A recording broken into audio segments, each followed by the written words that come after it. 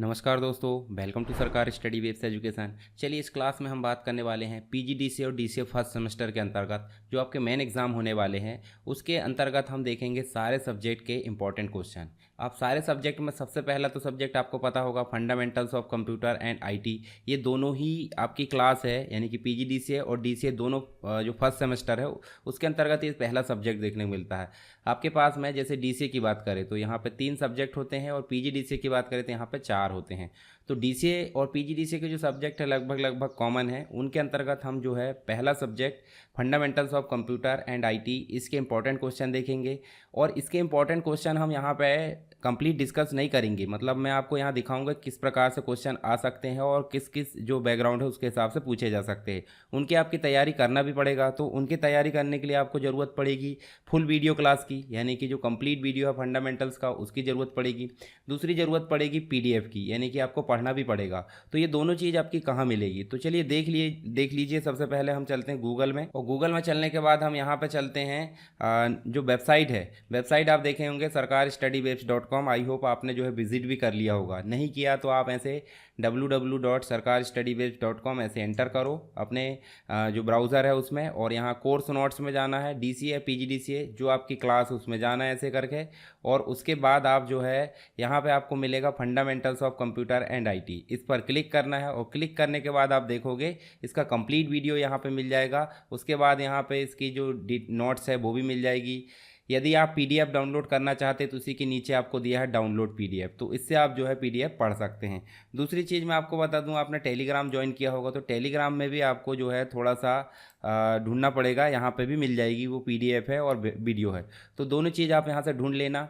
आपको कोई और दिक्कत आती है ढूंढने में तो आप मुझे बता सकते हैं। तो चलिए देखते हैं एक एक करके हम यहाँ पे इंपॉर्टेंट क्वेश्चन। यहाँ पे टोटल 5 यूनिट होती है। कितनी होती है? 5 यूनिट।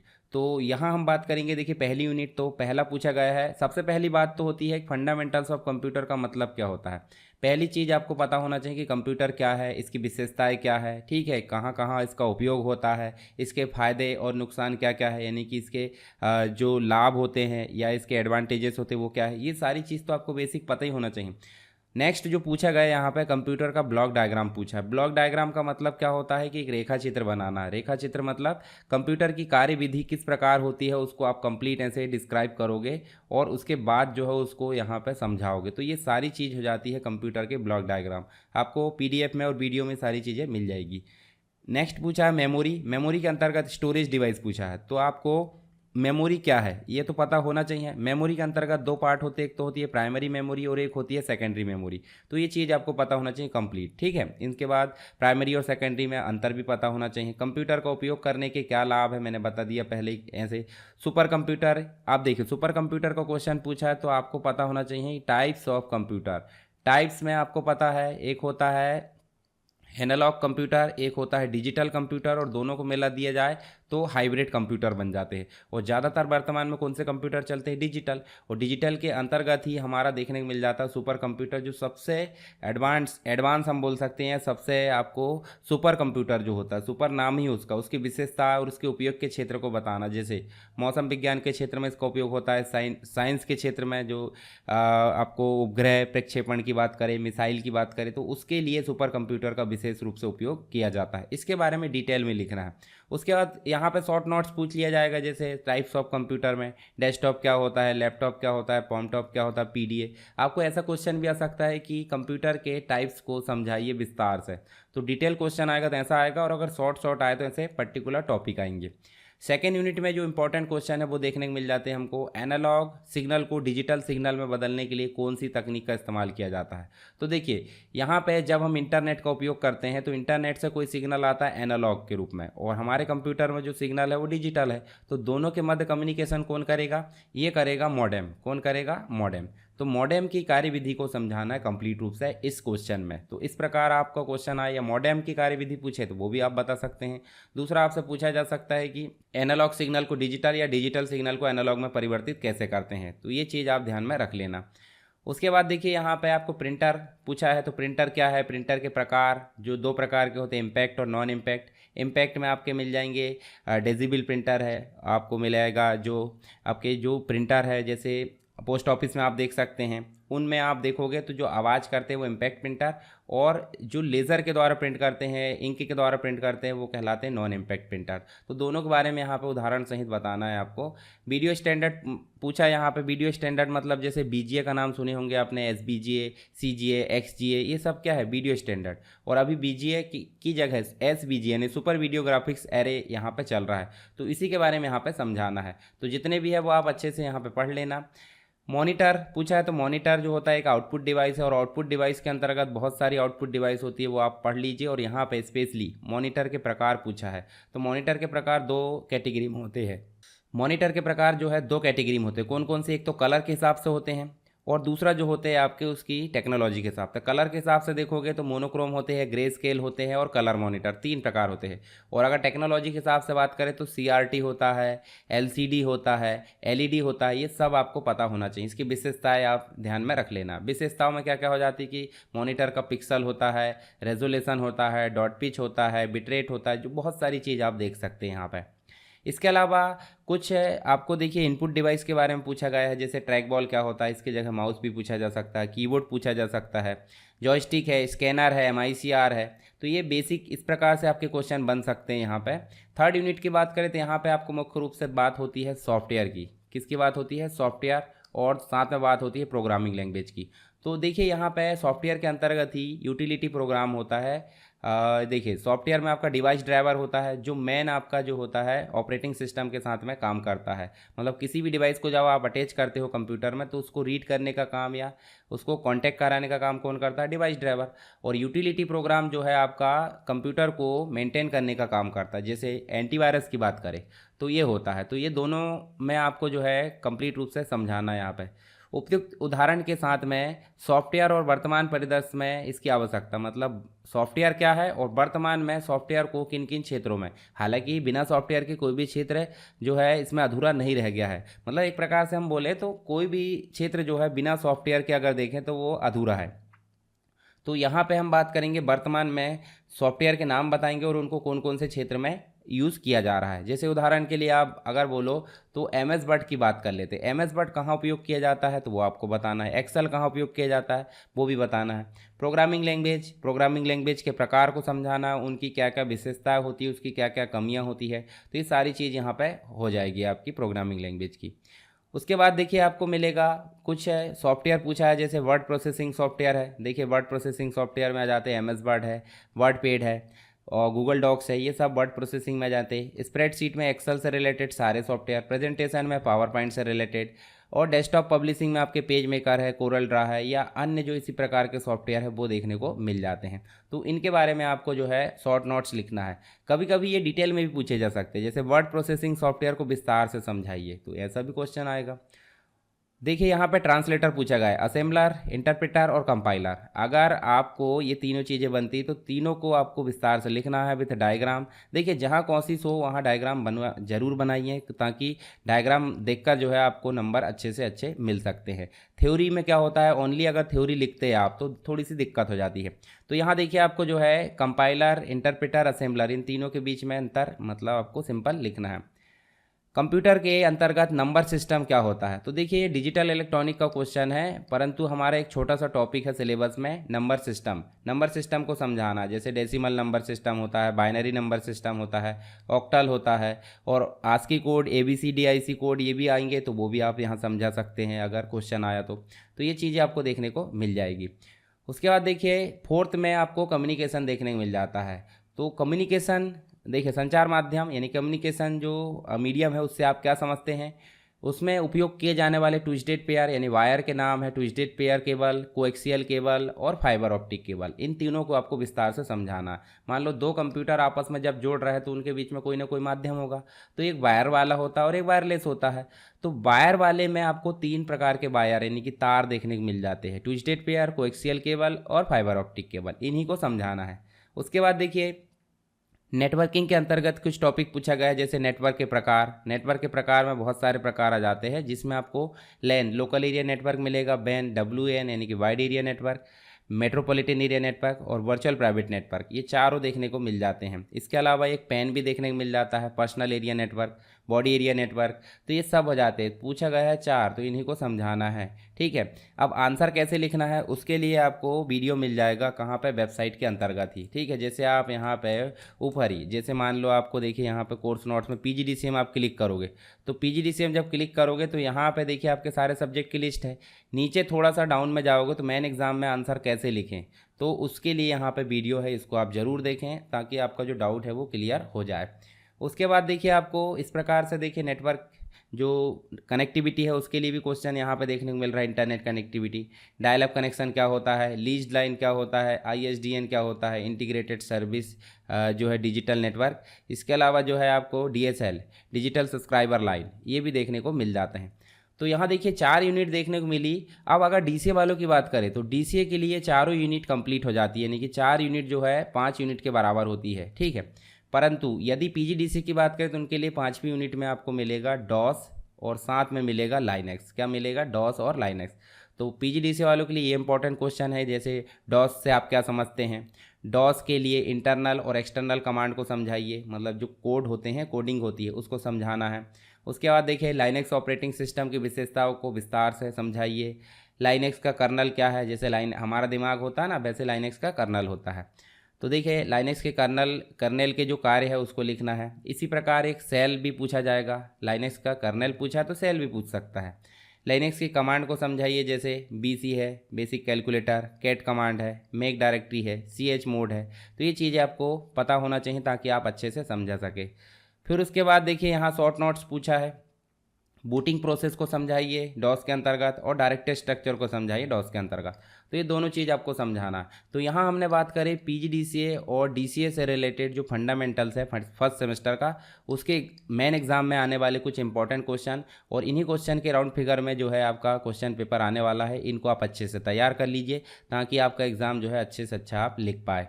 तो यहाँ पे आपको जो है वीडियो कैसा लगा आप ज़रूर बताइए कमेंट बॉक्स में। आपको अगर वीडियो पसंद आता है तो आप वीडियो को लाइक करें और अपने दोस्तों के साथ शेयर करें। और अगर कोई डाउट है तो आप मुझे ज़रूर बताएं। वेबसाइट में जाकर आप जो है मटेरियल को डाउनलोड कर लें, अपने दोस्तों को भी उसके बारे में बता सकते हैं। मिलते हैं हम नेक्स्ट पेपर के साथ में, तब तक के लिए जय हिंद। चलिए यहाँ पे हम बात करने वाले हैं PC पैकेज के लिए जो इंपॉर्टेंट क्वेश्चन होते हैं मेन एग्जाम के, उससे रिलेटेड चीज़ें। तो यहाँ देखिए जो PC पैकेज है वो सब्जेक्ट आपको कहाँ कहाँ मिलता है। एक तो मिलता है आपको PGDCA के अंतर्गत, एक मिलता है DCA के अंतर्गत। साथ ही जो डिग्री कोर्सेज होते हैं BCA और MSc, इनमें भी आपको जो है PC पैकेज का जो कोर्स है यानी कि जो सब्जेक्ट है वो देखने को मिल जाता है, जिसमें टोटल होती है 5 इकाइयाँ। तो इसमें हम जो भी इंपॉर्टेंट क्वेश्चन देखेंगे वह उसके लिए जो तैयारी है वो आपको एक वीडियो देखना पड़ेगा और एक आपको PDF पढ़ना पड़ेगा। तो यहाँ देखिए जो वीडियो और PDF है वो कैसे मिलेंगे, तो आपको चलना है गूगल पे सीधे, और यहाँ देखिए आपको जो है आपके पास टेलीग्राम ऐप होगा तो टेलीग्राम में आप जुड़ जाइए SSW एजुकेशन PDF। और इसके अलावा वेबसाइट है sarkarstudywaves.com, यहाँ पे जाकर आप कोर्स नोट्स में जाओगे तो यहाँ देखिए आपको PGDCA या DCA जो भी कोर्स है आपका, ऐसे आप क्लिक करेंगे और क्लिक करने के बाद आप जाओगे, जैसे PC पैकेज है तो इस पर आप ऐसे सीधे क्लिक करोगे, और क्लिक करने के बाद आप जो है यहाँ देखिए आपको जो PC पैकेज है उसका कंप्लीट वीडियो यहाँ मिल जाएगा। इसके अलावा कोई अदर सब्जेक्ट भी देखना चाहते हैं तो उनकी लिंक भी है, सामने भी है, यहाँ भी। और इसकी PDF आपको यहाँ डाउन में जाओगे बॉटम पे तो यहाँ से आप PDF डाउनलोड कर सकते हैं। तो इस प्रकार अपनी तैयारी यहाँ से आप कर सकते हैं। एक इंपॉर्टेंट क्वेश्चन आप नोट कर लीजिए और उसकी तैयारी आप जो है कहाँ से करोगे, PDF से और वीडियो से। उसमें मैंने डिटेल में समझाया हूँ, तो इसमें मैं समझाऊंगा तो बहुत ज़्यादा देर हो सकती है। तो चलिए फटाफट देख लेते हैं। पहली इकाई में जो इंपॉर्टेंट क्वेश्चन है वो देखने को मिल जाते हैं। तो यहाँ आपको सिलेबस क्या मिलेगा, पहले मिलता है विंडोज़, दूसरे और तीसरे में मिलता है वर्ड, और चौथे में मिलता है एक्सेल, पाँचवें में मिलता है पावर पॉइंट। तो ये 5 यूनिट हो। अब देखिए पहली यूनिट में जो विंडोज़ है ऑपरेटिंग सिस्टम, उसके बारे में पूछा गया है, इसके विभिन्न वर्जन और उसकी विशेषताओं को समझाइए। तो यहाँ पे इस प्रकार का क्वेश्चन आपको देखने को मिल जाता है।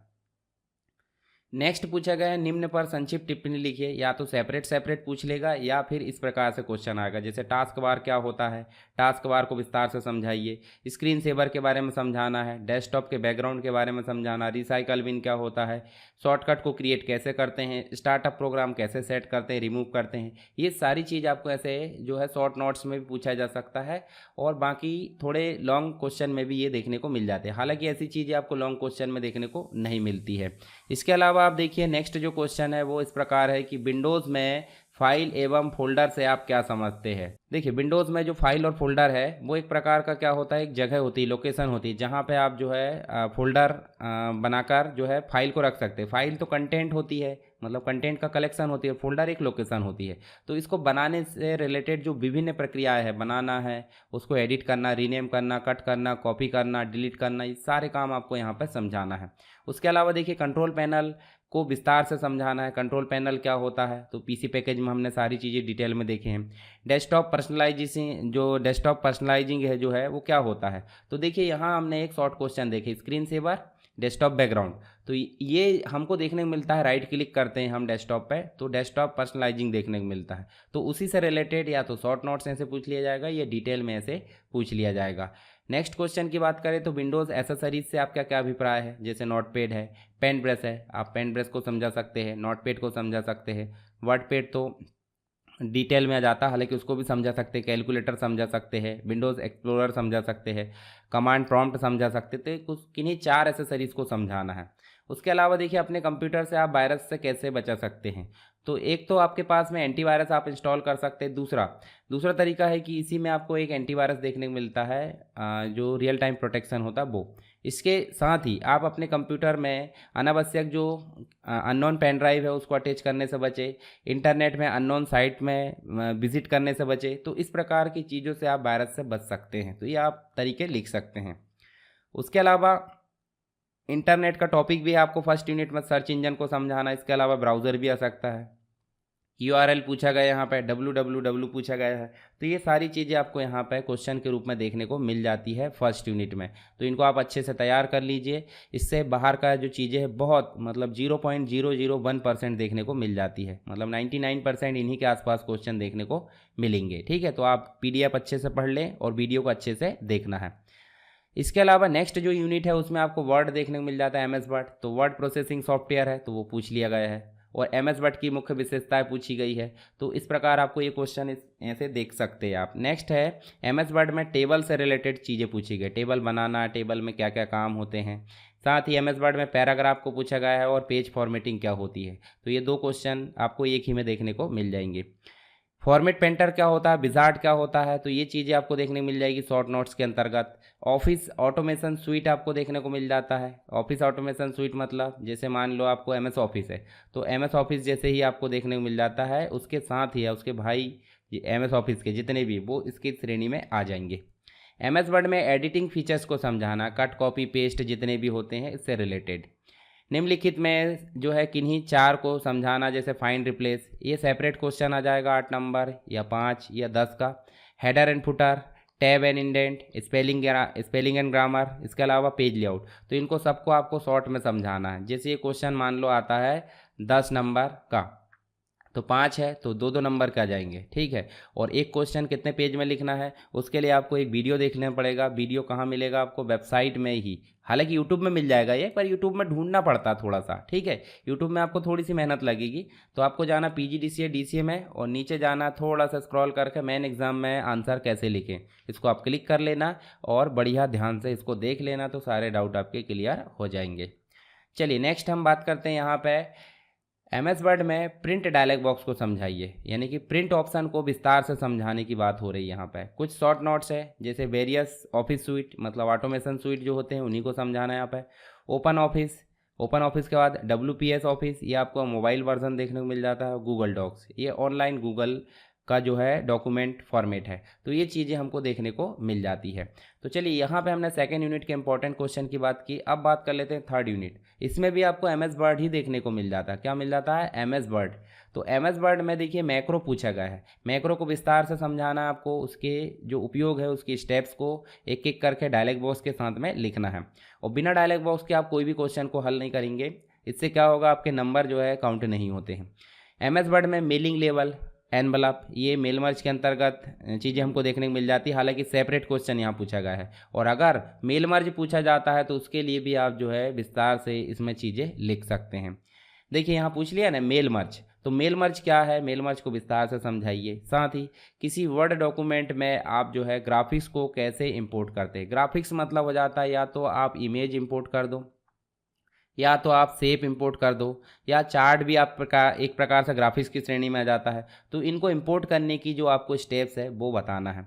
फिर एमएस वर्ड में कौन कौन सी ड्राइंग की विशेषता होती है, इलुस्ट्रेशन बोलते हैं ना जिसे, जैसे इमेज हम ला सकते हैं, शेप हम ला सकते हैं, आपको स्मार्ट आर्ट देखने को मिल जाता है। इसके अलावा आपको 3D मॉडल देखने को मिल जाते हैं, आइकॉन देखने को मिल जाते हैं, चार्ट देखने को मिल जाते हैं, स्क्रीनशॉट देखने को मिल जाती है। सब क्या है, एमएस वर्ड की ड्राइंग की विशेषता है। तो इनको आपको समझा देना है।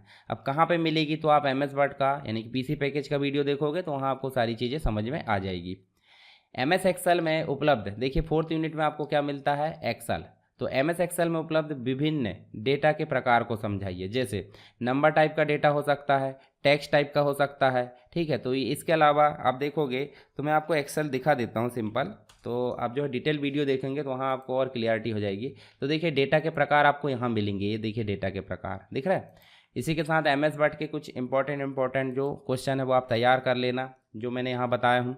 एमएस एक्सेल में विभिन्न सेल फॉर्मेटिंग विकल्प को समझाइए। सेल फॉर्मेटिंग मतलब भाई उसका कलर करना, उसकी हाइट वेट निर्धारित करना, ठीक है। इसके अलावा उसके फॉन्ट में चेंजेस करना, ये सब क्या है, इसकी विशेषता है सेल फॉर्मेटिंग की। जैसे मैं आपको दिखाता हूँ, राइट क्लिक करते हैं और यहीं देखिए आपको मिलेगा फॉर्मेटिंग, ये देखिए फॉर्मेट सेल।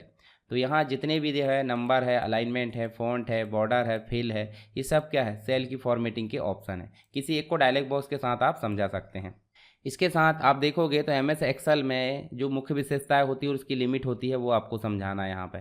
साथ ही एमएस एक्सेल में निम्नलिखित जैसे चार्ट विजार्ट क्या होता है, वर्कबुक क्या होती है, वर्कबुक एक फाइल होती है और वर्कशीट उसके अंदर एक पेज होता है। तो इसके साथ ही आपको ये चीज़ें समझाना है। कुछ फंक्शन पूछा, जैसे यहाँ सिंपल फंक्शन पूछ लिया गया, एमओडी फंक्शन क्या होता है, प्रोडक्ट फंक्शन क्या होता है, max function, sum function, and function.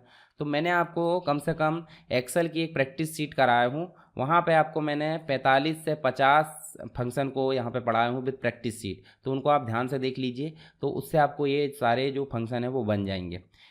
इसके साथ ही एक्सेल में फॉर्मेटिंग फीचर कौन कौन से होते हैं वो आपको समझाना, जैसे सेल फॉर्मेटिंग आता है या फॉर्मेटिंग फीचर, दोनों ही प्रकार से क्वेश्चन आ सकता है। स्प्रेडशीट और उसके जो विभिन्न तथ्य होते हैं, बेसिक होते हैं, उसको आपको समझाना यहाँ पे। एमएस एक्सेल में डाटा को किस किस प्रकार से क्रम में जमाया जा सकता है, यानी कि आपको यहाँ सीधे पूछा गया है सॉर्टिंग क्या होती है। सॉर्टिंग क्या होती है, आपको असेंडिंग सॉर्टिंग बताना है और डिसेंडिंग सॉर्टिंग, दोनों ही चीज़ आपको यहाँ देखने को मिल जाती है। अब 5th यूनिट में आपको प्रेजेंटेशन देखने को मिल जाता है, यानी कि पावर पॉइंट। तो पावर पॉइंट के बारे में क्या क्वेश्चन आएगा, एमएस पावर पॉइंट में नया प्रेजेंटेशन कैसे बनाती है आपसे बनना चाहिए। उसके बाद एमएस पावर पॉइंट में स्लाइड के विभिन्न व्यू कौन कौन से होते हैं, ठीक है, स्लाइड शो होता है, स्लाइड शॉर्टर होता है, नॉर्मल व्यू होता है, ये सब बनना चाहिए।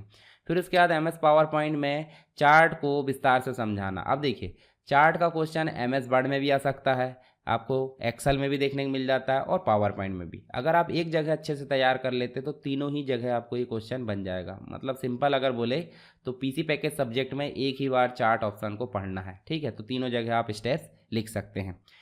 पावर पॉइंट में आप देखोगे तो आपको ऐसे क्वेश्चन जैसे स्लाइड शो को समझाना है, डिज़ाइन टेम्पलेट क्या होती है, वीडियोस को कैसे इंपोर्ट करते हैं हमारे स्लाइड में, एनिमेशन को कैसे इंपोर्ट करते हैं, हैंड आउट मास्टर क्या होता है। तो यहाँ पे देखिए हैंड आउट मास्टर के साथ स्लाइड मास्टर भी आ सकता है, ठीक है, नोट्स मास्टर भी आ सकता है। तो इस प्रकार से आपको क्वेश्चन देखने को मिल जाते हैं। आप कैसे एक प्रेजेंटेशन को बनाते हैं और उसमें फेरबदल यानी कि मैनिपुलेशन करते हैं, उसको मतलब एडिट करना, स्लाइड में आगे पीछे सॉर्टिंग करना या मैनिपुलेट करना, ये सारी चीज़ें जाती है इसके अंतर्गत। तो यहाँ देखिए हमारे कुछ और क्वेश्चन है पावर पॉइंट के अंतर्गत। एनिमेशन क्या होता है प्रेजेंटेशन के अंतर्गत, ट्रांजिशंस क्या होता है। तो ट्रांजिशन स्लाइड में अप्लाई किया जाता है और एनिमेशन ऑब्जेक्ट में अप्लाई किया जाता है। किन्हीं 5 को आप समझा दीजिए यहाँ पे। पावर पॉइंट में स्लाइड ऑप्शन में मैनुअल और ऑटोमेटिक तथा slide master, handout master, notes master, ये देखिए सारी चीज़ें यहाँ पूछ लिया गया जो मैंने पीछे बताया था।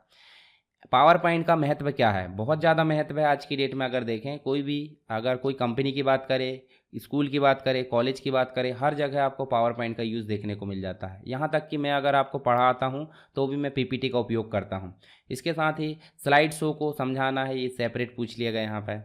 कुछ शॉर्ट नोट्स है जैसे कि स्लाइड बैकग्राउंड को समझाइए, स्लाइड के हैंडआउट्स को समझाइए, आउटलुक क्या होता है और स्लाइड नोट्स क्या होती है। आउटलुक जो है एक प्रकार का, जैसे आप जीमेल उपयोग करते हैं कि नहीं, जीमेल मतलब मेलिंग सॉफ्टवेयर, ठीक है, मतलब ऑनलाइन चलता है। एक एमएस ऑफिस का, एमएस ऑफिस के अंतर्गत यानी माइक्रोसॉफ्ट का ही आउटलुक आता है जो कि मेल से रिलेटेड काम करता है, तो ये आउटलुक होता है। तो आउटलुक का मैं अलग से एक वीडियो समझा दूंगा आपको, वहाँ पे आपको सारी चीज़ें ये देखने को मिल जाएगी। तो यहाँ पे देखिए हमने पीसी पैकेज के सारे इंपॉर्टेंट क्वेश्चन जो 5 यूनिट है उसके बारे में यहाँ पे जाना। आई होप आपको समझ में आ गया होगा। आप इसका कंप्लीट वीडियो और इसकी पीडीएफ ज़रूर पढ़ें, उससे आपको ये सारे जो क्वेश्चन हैं वो यहाँ पे कंप्लीट होते हुए नज़र आ जाएंगे। और इसके अलावा भी कोई डाउट आता है तो आप मुझे कमेंट बॉक्स में बता सकते हैं। वीडियो पसंद आया तो वीडियो को लाइक ज़रूर करें और अपने दोस्तों के साथ शेयर करें। चैनल को सब्सक्राइब कर ले अगर नहीं किए तो, ठीक है। चैनल का नाम आपको पता है, सरकार स्टडी बेस। यहाँ पे आपको सारा मटेरियल देखने को मिल जाएगा। प्लेलिस्ट में जाओगे तो प्लेलिस्ट में कैसे जाओगे, तो चलिए मैं एक बार वो चीज़ें भी आपको दिखा देता हूँ। तो यहाँ देखिए आपको एक नया पेज, यानी कि आपको जाना है कहाँ पे, सरकार स्टडी वेब्स। आप वीडियो देख रहे हो उसी में, और आप देखिए यहाँ लेटेस्ट वीडियो आपको वीडियोस वाले सेक्शन में यहाँ पे देखने को मिल जाते हैं। पर आपको पिछले वीडियो देखना तो कहाँ देखोगे, प्लेलिस्ट में। और प्लेलिस्ट में देखोगे तो यहाँ पे आपको देखिए सारी चीज़ें मिल जाएगी, जैसे यहाँ देखो सब चीज़ें। इसके अलावा कम्युनिटी टैब में जाओगे तो कम्युनिटी टैब में मैं रिसेंट में आपको पोस्ट कर देता हूँ यहाँ पे, तो ये चीज़ें भी आपको देखने को मिल जाएगी। कम्युनिटी में आपको पोल भी देखने को मिलेगी। पोल मतलब मैं कुछ क्वेश्चन पूछता हूँ तो आप आंसर दे सकते हैं। तो चलिए यहाँ पे हम नेक्स्ट सब्जेक्ट के साथ में मिलते हैं, एमएस एक्सेस के इंपॉर्टेंट क्वेश्चन के साथ में। तब तक के लिए जय हिंद। चलिए यहाँ हम बात करेंगे डेटाबेस यूजिंग एमएस एक्सेस से रिलेटेड मेन एग्जाम में आने वाले कुछ इंपॉर्टेंट क्वेश्चन, ठीक है। तो मेन एग्जाम में आपके जो है टोटल 5 यूनिट से क्वेश्चन आते हैं, हर एक यूनिट से क्वेश्चन करना होता है। तो मैं यहाँ आपको कुछ इंपॉर्टेंट क्वेश्चन बताऊँगा। इन क्वेश्चन को तैयार करने के लिए आपको एक इसका कंप्लीट वीडियो देखना पड़ेगा, एमएस एक्सेस का ट्यूटोरियल, और इसकी पीडीएफ पढ़ना पड़ेगा। साथ ही आंसर कैसे लिखे वो वीडियो भी आपको देखना पड़ेगा। तो चलिए पहले तो वही चीज़ दिखा देता हूँ कि कैसे वो वीडियो आप देख पाएंगे। तो आपको टेलीग्राम में वो चीज़ें मिल जाएगी, मैं पोस्ट कर दूंगा, ठीक है। टेलीग्राम का नाम आप समझ सकते हैं चैनल का, SSW एजुकेशन PDF। और वेबसाइट में आप जाओगे तो वेबसाइट में आपको देखिए यहाँ पे जो है सरकार studywaves.com देखने को मिलेगा, और यहीं कोर्स नोट्स में आपको मिलेगा PGDCA या DCA। ऐसे क्लिक करोगे और क्लिक करने के बाद आपको मिलेगा तीसरा subject database using MS access. इस पर क्लिक करना है और देखिए यहाँ पे आप जो है इसका कंप्लीट वीडियो देख सकते हैं, इसकी पीडीएफ पढ़ सकते हैं नीचे डाउनलोड करके। और वापस आओगे तो यहीं पे आपको मिलेगा मेन एग्ज़ाम में उत्तर कैसे लिखें। तो यहाँ आप देख सकते हैं ध्यान से, जो भी चीज़ें आपको देखने को मिलेगी तो आपके डाउट यहाँ क्लियर हो जाएंगे, ठीक है। तो चलिए ये तो चीज़ें हो गई बेसिक। आप जो है वीडियो पसंद आता है तो अपने दोस्तों के साथ शेयर करें और लाइक ज़रूर करना है अगर पसंद आता तो। और चैनल में नए हो तो आप सब्सक्राइब करके रखो ताकि आने वाले समय में आपको कोई भी वीडियो ढूंढना ना पड़े। तो चलिए एक एक करके सारे जो यूनिट है वो हम कवर कर लेते हैं इंपॉर्टेंट क्वेश्चन की। पहली यूनिट में देखने को मिलेगा सबसे पहले डाटाबेस है। तो डाटाबेस क्या होता है पूछा गया है, डाटाबेस के क्या क्या लाभ होते हैं, इसकी कुछ हानि है तो वो भी बताना है अगर है तो। इसके साथ ही इसमें एक नॉर्मलाइजेशन तकनीक होती है तो वो आपको पता होना चाहिए। कितने प्रकार की नॉर्मलाइजेशन तकनीक होती है, 6। तो मुख्य रूप से हम 4 तक ही पढ़ते हैं। इसके साथ ही देखिए 3 फॉर्म पूछा गया है। साथ ही यहाँ देखिए RDBMS पूछा गया है, और DBMS और RDBMS में अंतर पूछा गया है। डाटा इंटीग्रिटी क्या होती है, डाटाबेस में इंटीग्रिटी के जो रूल्स होते हैं वो कौन कौन से होते हैं। प्राइमरी की और फॉरेन की, इसका मतलब जितनी भी की होती है, टोटल 5 प्रकार की होती है डाटाबेस में, तो इनको आपको समझाना है। ये दोनों तो इम्पॉर्टेंट है पर बाकी की भी आप पढ़ लोगे तो ज़्यादा अच्छा रहेगा। सेकेंड यूनिट में आप देखोगे तो आपको एमएस एक्सेस देखने को मिल जाता है। तो एमएस एक्सेस में आपको 4 चीज़ें मुख्य रूप से ध्यान रखना है। एक तो टेबल से रिलेटेड चीज़ें बनना चाहिए, दूसरी क्वेरी से रिलेटेड चीज़ें बनना चाहिए, तीसरी फॉर्म से रिलेटेड चीज़ें बनना चाहिए, और चौथी रिपोर्ट से रिलेटेड। अब एक और क्वेश्चन जो बनता है कि टेबल के मध्य टेबल रिलेशनशिप कैसे होती है, मतलब टेबल को टेबल से कैसे जोड़ते हैं। तो यहाँ से टोटल 5 क्वेश्चन आपको मुख्य देखने को मिल जाते हैं। टेबल से रिलेटेड, रिलेशनशिप से रिलेटेड, क्वेरी से रिलेटेड, फॉर्म से रिलेटेड, रिपोर्ट से। तो यहाँ देखिए पहला जो पूछा गया है टेबल को एडिट करने, मतलब टेबल को पहले बनाना सीखना पड़ेगा, और उसमें विभिन्न ऑपरेशन कौन कौन से होते हैं। तो एमएस एक्सेस की वीडियो में सारी चीज़ें आपको देखने को मिल जाएगी। एमएस एक्सेस में टेबल में फील्ड की विभिन्न प्रॉपर्टीज़ कौन कौन सी होती है। तो एमएस एक्सेस जब स्टार्ट करोगे आप तो आपको देखिए यहाँ पे कंप्लीट चीज़ें देखने को मिल जाएगी। देखिए यहाँ पे जो स्टूडेंट टेबल हमने जो बनाए थे प्रैक्टिस के लिए, इसको डिज़ाइन व्यू में देखेंगे, नीचे आपको प्रॉपर्टीज़ देखने को मिल जाती। फील्ड प्रॉपर्टी, मान लो कोई डाटा टाइप आपने सेलेक्ट करी, उसकी प्रॉपर्टी देखिए, ये फील्ड की प्रॉपर्टीज़ होती है। तो इनको आपको समझाना है। फाइंड और रिप्लेस क्या होता है जो एमएस एक्सेस, उसमें फिल्टर और सेलेक्ट क्या होता है, तो ये भी चीज़ें आपको देखने को मिलेगी। यहाँ पे एमएस एक्सेस में विभिन्न प्रकार के डाटा टाइप कौन कौन से होते हैं। तो कैसे देखिए, आप देखिए यहाँ डाटा टाइप तो बहुत इंपॉर्टेंट है। इन डाटा टाइप को आप अच्छे से तैयार कर लो तो आपका क्वेश्चन जो है यहाँ क्लियर हो जाएगा। रीअरेंज कॉलम मतलब इधर उधर मैनिपुलेट करना कॉलम को, और एक होता है कॉलम को फ्रीज करना। तो ये दोनों चीज़ यहाँ से पूछी जा सकती है।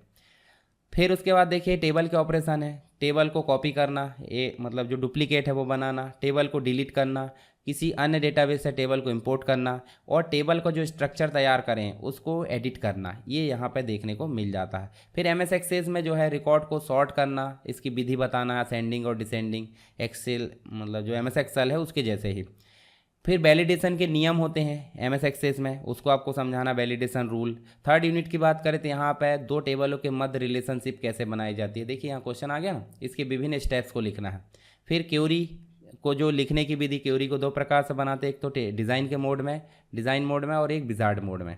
साथ ही रेफरेंशियल इंटीग्रिटी से क्या आशय है वो भी आपसे पूछा जाएगा यहाँ पे। क्यूरी और फिल्टर में क्या अंतर है, यह फिल्टर है सिंपल एक ही जगह लगता है एक टेबल में, और ये मल्टीपल टेबल में लगाई जा सकती है। फिल्टर सेव नहीं होता है, क्यूरी सेव हो जाती है। तो ऐसे कुछ बेसिक आंसर आपको पता होना चाहिए। यहाँ देखिए आपको फाइंड रिकॉर्ड को फाइंड करना और सेलेक्ट क्यूरी, ये क्यूरी के प्रकार है। Find duplicate record with query, find unmatched record with query, save the query, change the query, ये सब क्यूरी से रिलेटेड क्वेश्चन है। कैसे, देखिए यहाँ पे आपको मिलेंगे, जैसे उदाहरण के लिए क्रिएट में जाते तो क्यूरी विजार्ड में आप जाओगे तो देखिए यहाँ पे आपको मिलेगा simple query, cross tab query, find duplicate और अनमैच्ड। तो ये चारों प्रकार आपसे बनना चाहिए, क्यूरी के प्रकार है। इसके अलावा नेक्स्ट जो है डेटाबेस में फॉर्म के उपयोग को समझाइए। हालांकि फॉर्म तो आपको 4th यूनिट में मिलेगा, फिर भी कोई दिक्कत नहीं, एमएस एक्सेस तो एक ही सब्जेक्ट है। एमएस एक्सेस में बनाए जा सकने वाले विभिन्न बेसिक फॉर्म, जैसे कॉलम टाइप का है, टेबुलर फॉर्म है, तो इनके नाम आपको बताना और समझाना है। फिर फॉर्म में हेडर एंड फुटर को कैसे जोड़ते हैं ये आपको समझाना है। देखिए फॉर्म के मूल प्रकार, यहाँ आपको इस प्रकार क्वेश्चन आएगा तो वो भी बताना, और एक फॉर्म बनाने की विधि बताना है। हेडर एंड फुटर ऑलरेडी हमने देख लिए। देखिए कॉलम और आपको टेबुलर फॉर्म पूछा गया है सेपरेट, अगर प्रकार पूछा तो भी समझाना और सेपरेट पूछा तो भी समझाना है। फिर उसके बाद देखिए यहाँ पे कोई फॉर्म में फील्ड को ऐड कैसे करते हैं, उसमें टेक्स्ट को ऐड कैसे करते हैं, फॉर्म के विजार्ड को समझाइए, और टेम्पलेट हम कैसे क्रिएट करते हैं एमएस एक्सेस में उसको समझाना है। इसके साथ ही डेटाबेस में फॉर्म की क्या उपयोगिता है, एमएस एक्सेस में फॉर्म के कौन कौन से बेसिक प्रकार बनाए जा सकते, तो ये आपको अलग अलग प्रकार से ये क्वेश्चन पूछा जाएगा। इसका मतलब है फॉर्म क्या है, फॉर्म के प्रकार को समझाइए, क्वेश्चन आपसे बनना चाहिए।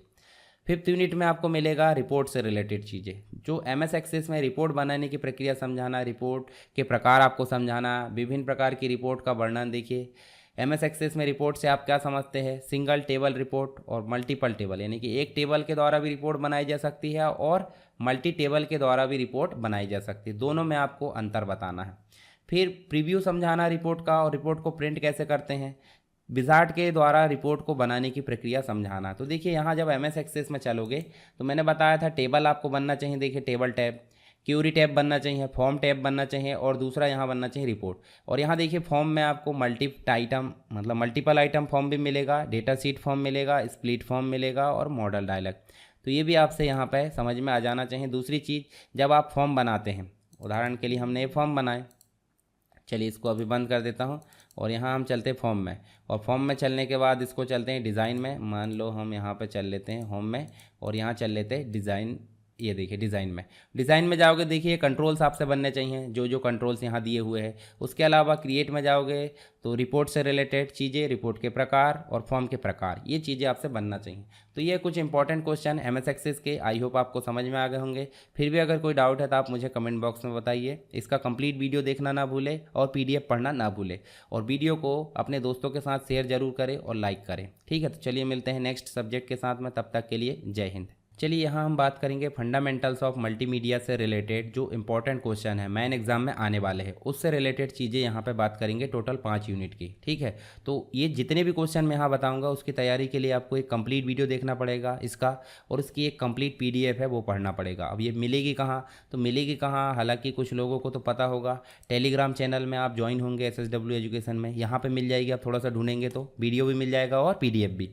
और अगर नहीं मिलता तो आप वेबसाइट में जाइए, कहाँ पे जाना वेबसाइट में, sarkarstudywaves.com में जाना है और इसी के अंतर्गत कोर्स नोट्स में जाना है।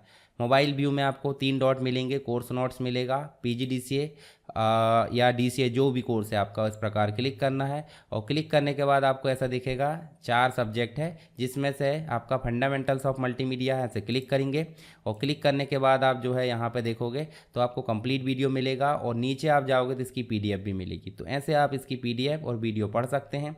थोड़ा सा वापस जाएंगे तो यहीं पे आपको देखिए यहाँ मिलेगा कैसे तैयारी करें और नीचे आपको एग्ज़ाम में आंसर कैसे लिखना है, वो चीज़ें यहाँ देखने को मिल जाएगी। तो यहाँ पे आप ज़रूर विज़िट करें ताकि आपको जो है कोई भी प्रकार का डाउट ना रहे।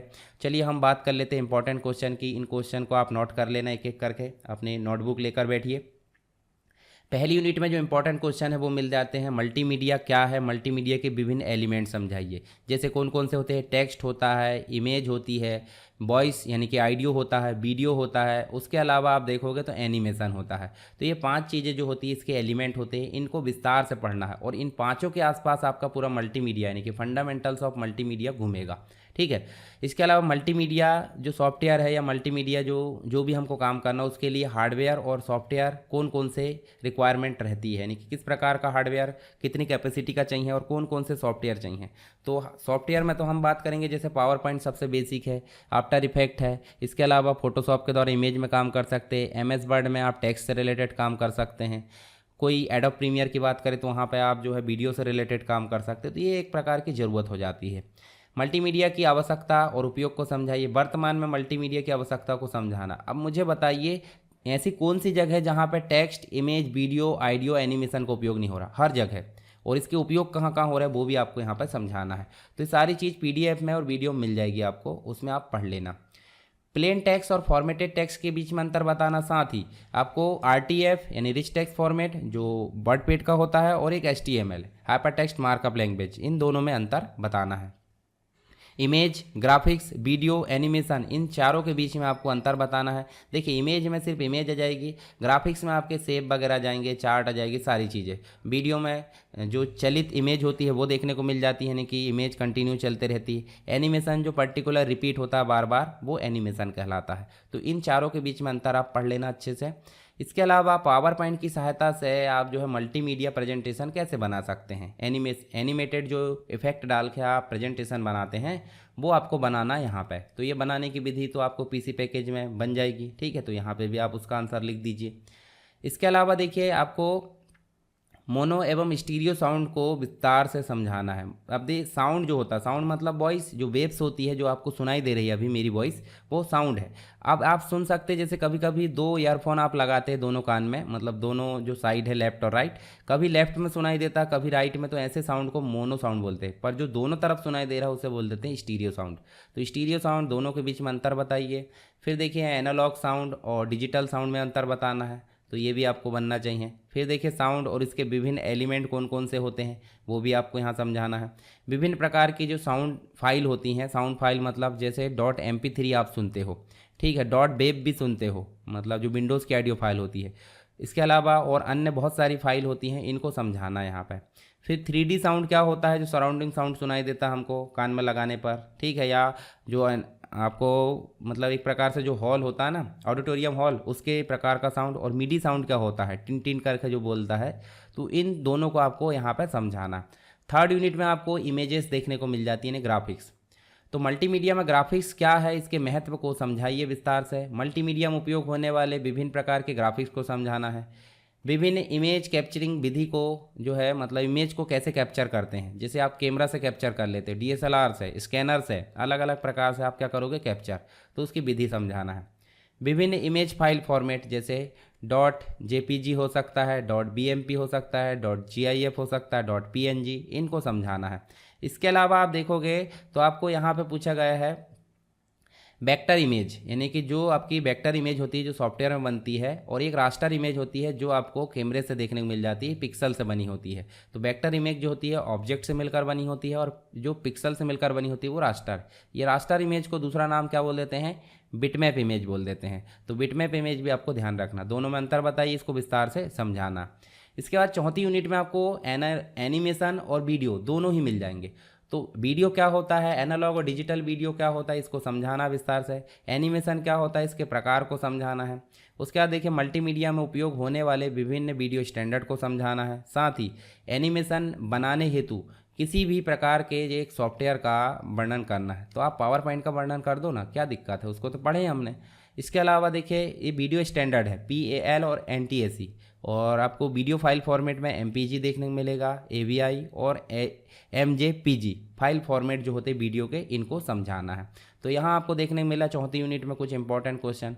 पाँचवीं यूनिट में आपको मल्टीमीडिया से रिलेटेड जो फ्यूचर में उसका उपयोग है, फ्यूचर में उसके एप्लीकेशन है, उसका वर्णन करना है, यानी कि मल्टीमीडिया के अनुप्रयोग एप्लीकेशन क्या क्या है और भविष्य में इसके क्या उपयोग है, वो भी आपको यहाँ पर वर्णन करना है। मल्टीमीडिया में उपयोग होने वाले विभिन्न ऑथरिंग टूल, उसको समझाना है, ऑथरिंग टूल को। मल्टीमीडिया के मनोरंजन, यानी कि मल्टीमीडिया को जो है एंटरटेनमेंट इंडस्ट्री या मनोरंजन इंडस्ट्री में इसका क्या उपयोग है, उदाहरण के साथ समझाना है। ठीक है, जैसे मूवी है, गाने हैं, इन जगह पर कोई कार्टून होते हैं, तो उसमें मल्टीमीडिया का क्या उपयोग है वो आपको समझाना विस्तार से। इसके अलावा आप देखोगे यहाँ पे तो आपको वर्चुअल रियलिटी से रिलेटेड क्वेश्चन पूछा जाएगा। बूम केप क्या है, ठीक है, वर्चुअल रियलिटी का एक प्रकार है। संलेखन यानी ऑथरिंग क्या है। ऑथरिंग के बाद आप देखिए इसके मल्टीमीडिया के ऑथरिंग जो टूल है, जैसे हमने इसके पहले भी देखे हैं, वो भी आपसे यहाँ पे पूछा जा सकता है। और एक और important question HMD head mountain display, जो BR बॉक्स होता है, जो आपने देखा होगा, तो BR बॉक्स से रिलेटेड क्वेश्चन यहाँ पे पूछा जा सकता है। तो हमने यहाँ पे टोटल 5 यूनिट के बारे में बात की, इंपॉर्टेंट क्वेश्चन मल्टीमीडिया के, यानी फंडामेंटल्स ऑफ मल्टीमीडिया। PGDCA का चौथा सब्जेक्ट है और किसी अन्य कोर्सेज में भी अगर ये मिलता है तो इसी प्रकार के क्वेश्चन आपको देखने को मिलेंगे।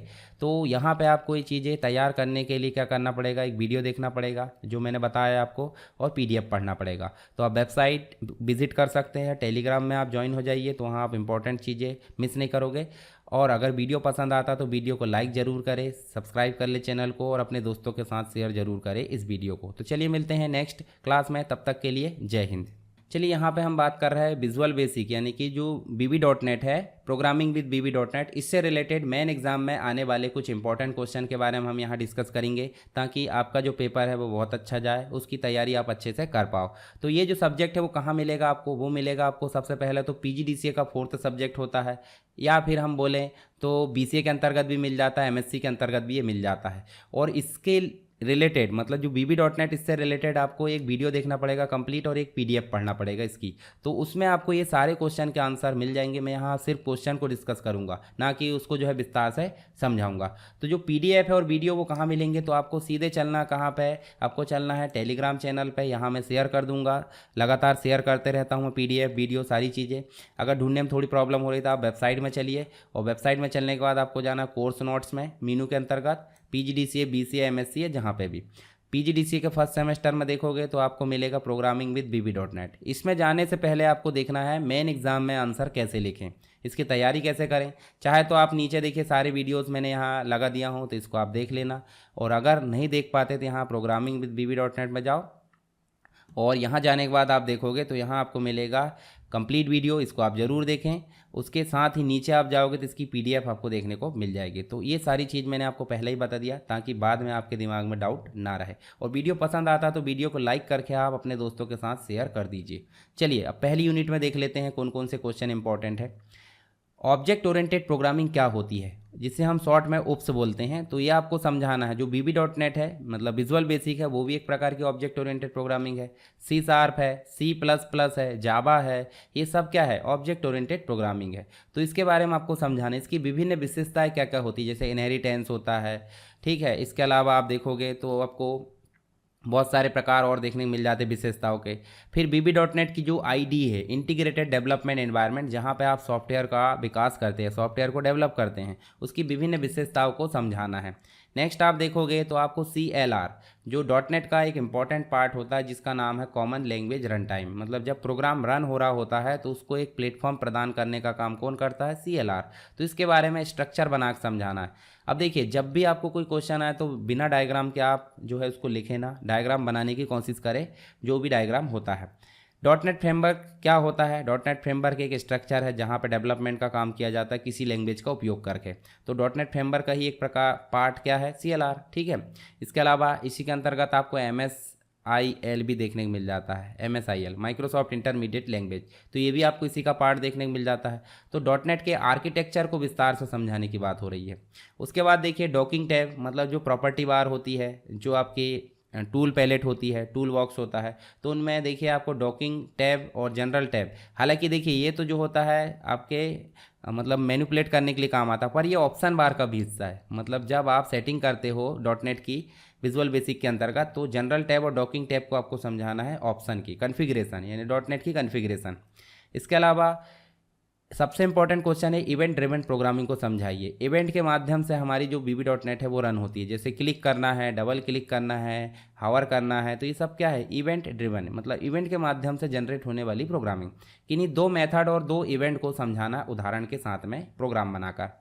एडिटर टैब और फॉर्मेट टैब को समझाना, तो ये भी ऑप्शन का हिस्सा है, ऑप्शन मतलब कॉन्फ़िगरेशन।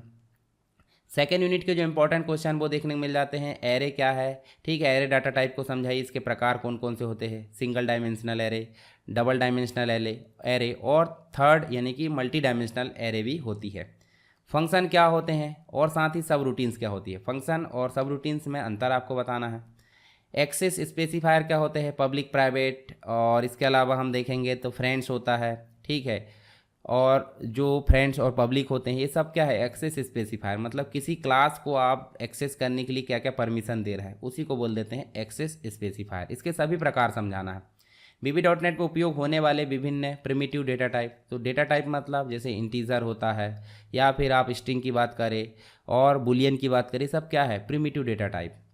प्रोग्राम कोड का उपयोग करते हुए कंट्रोल फ्लो स्टेटमेंट और कंडीशनल, यानी कि हम सिंपल बोले तो आपको लूपिंग और ब्रांचिंग दोनों चीज़ बनना चाहिए। मतलब VB.NET में लूपिंग क्या होती है और साथ ही ब्रांचिंग जिसे हम कंडीशनल स्टेटमेंट बोलते हैं, ये चीज़ आपको समझाना है। अब बात करते हैं थर्ड यूनिट की। थर्ड यूनिट में डायलेक्ट कंट्रोल आ जाते हैं, जो आप ओपन करते हो, सेव करते हो, प्रिंट करते हो, उसके लिए डायलेक्ट कंट्रोल होते हैं। तो किन्हीं 4 डायलेक्ट कंट्रोल को उदाहरण सहित समझाना है, ठीक है। इसके अलावा आप देखोगे तो यहाँ पे लिस्ट व्यू, ट्री व्यू जो होते हैं कंट्रोल टूल बॉक्स में, उसको समझाना है। प्रत्येक की 5-5 विशेषताएं यानी कि जो फीचर्स है, प्रॉपर्टी, उसको बताना है। टेक्स्ट बॉक्स, रिच बॉक्स और उसके अलावा लेबल, इन तीनों कंट्रोल को समझाना है प्रॉपर्टी इवेंट के साथ में। इसके साथ ही नेक्स्ट क्वेश्चन आपको देखने को मिल जाता है टाइमर कंट्रोल, जो कंट्रोल है, यानी कि टूल बॉक्स के सारे कंट्रोल आपसे बनना चाहिए जो इंपॉर्टेंट मैंने पढ़ाया हूँ। टाइमर को प्रोग्राम के साथ में लिखना है, जो आपके लोडिंग बॉक्स मैंने समझाया था। लिस्ट बॉक्स और कॉम्बो बॉक्स को समझाना है, 5-5 इसकी विशेषताएं लिखना है, यानी प्रॉपर्टीज़ लिखना है। MDI मतलब मल्टीपल डॉक्यूमेंट इंटरफेस, HDI मतलब सिंगल डॉक्यूमेंट इंटरफेस, दोनों को समझाना है एग्जाम्पल के साथ में।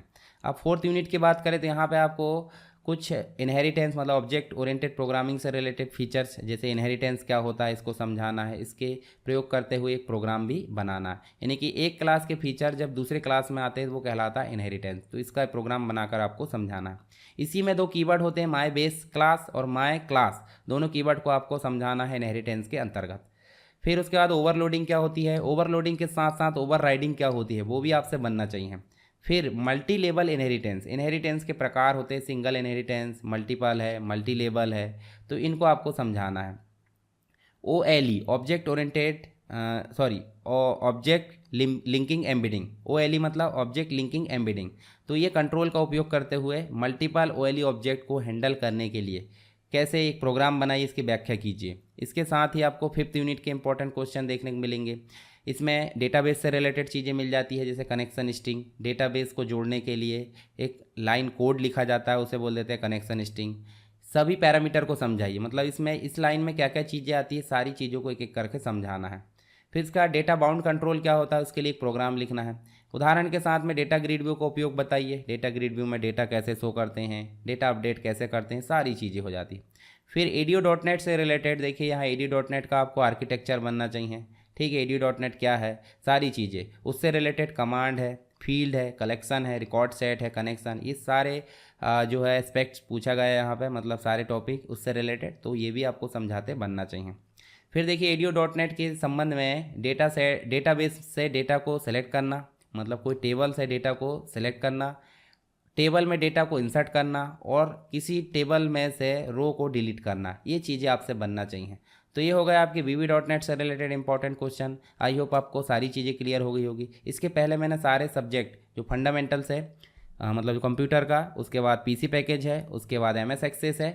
अगर किसी का मल्टीमीडिया है तो वो आप पढ़ सकते हो, नहीं तो bb.net है तो आप इसमें पढ़ सकते हैं। तो चारों सब्जेक्ट यहाँ पे आपके कंप्लीट हो गए। साथ ही मैंने प्रैक्टिकल एग्जाम के जो क्वेश्चन है वो भी आपको बता दिए हैं इंपॉर्टेंट वाले, तो उनको भी आप देख सकते हैं। और किसी भी प्रकार का डाउट है तो आप मुझे कमेंट बॉक्स में बताइए। मिलते हैं हम नेक्स्ट क्लास में, तब तक के लिए जय हिंद।